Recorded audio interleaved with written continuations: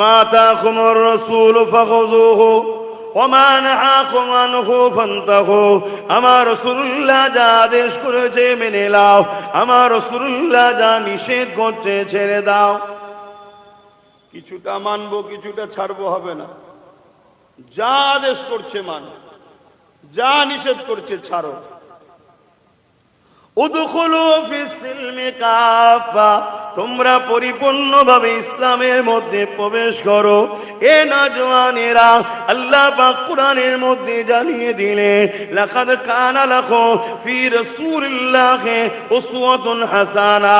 আল্লাহ পাক আমার নবী পাককে সবথেকে উত্তম মডেল করে পাঠিয়েছে। আপনি নামাজ পড়বেন আমার নবীকে দেখেন, আপনি রোজা রাখবেন আমার নবীকে দেখেন, আপনি হজ করবেন আমার নবীকে দেখে, আপনি দান খয়রাত করবেন আমার নবীকে দেখে।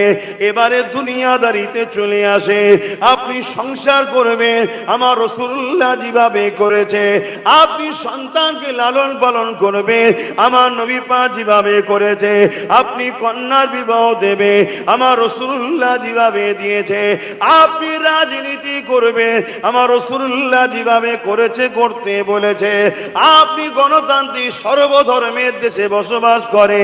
এতে কি হয়েছে, আমার রাসূলুল্লাহ যখন মক্কা থেকে আশরিফে গিয়েছিল, ওখানে মুসলমান তো হাতে গোনা 10-20টা ছিল, বাকি সবাই তো মুসলিম ছিল।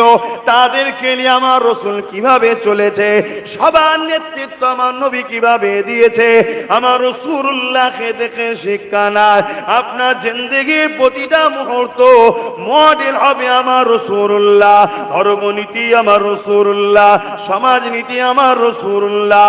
আর এমন করে এডুকেশন নিছে, এমন করে বিজনেস নীতি, রাষ্ট্রনীতি, রাজনীতি, পরিবার নীতি, সম্প্রীতি নীতি, মানব বন্ধন নীতি, সব জায়গাতে মুহাম্মদ রাসূলুল্লাহকে মডেল বানাতে হবে।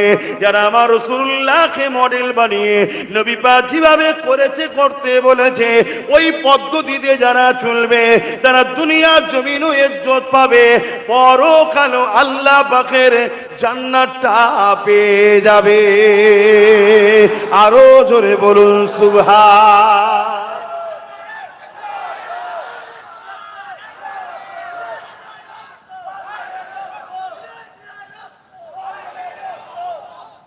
বাকি যেদিকেই যাবেন আপনারা ধোঁকা, ধ্বংস, বরবাদি, শেষ। দুনিয়া তো শেষ হচ্ছে, আখিরাতও শেষ। বিশ্ব কখনো ভেবেছিল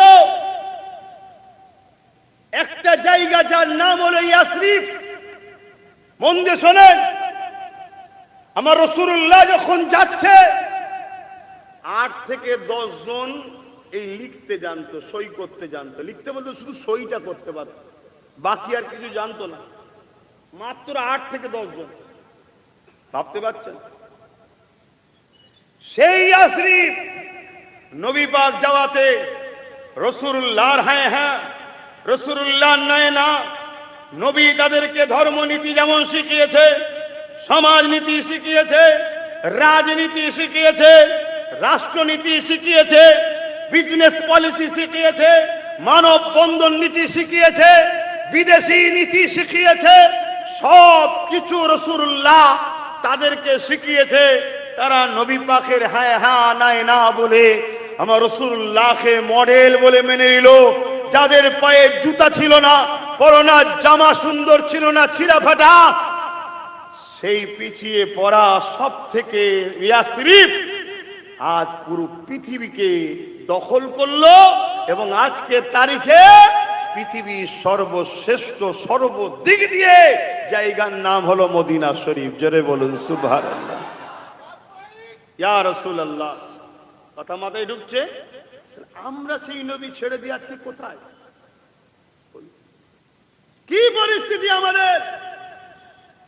নতুন করে আওয়াজ উঠছে, এনআরসি আমি হতে দেব না বেঁচে থাকতে গিয়ে। এর আগে যতবার মরে বেঁচে ছিলেন ততবার সব হয়ে গেছে, মরে গেলেই বালা মিটে যায়। কথা বুঝছেন না? বোঝেন? যতবার যা বলেছে সব কটা হচ্ছে। আর আমরা মুসলমান রাসূলুল্লাহর আদর্শকে কুরবানি করে, নবীর নীতিকে কুরবানি করে রসুলের জরিয়াতের কোন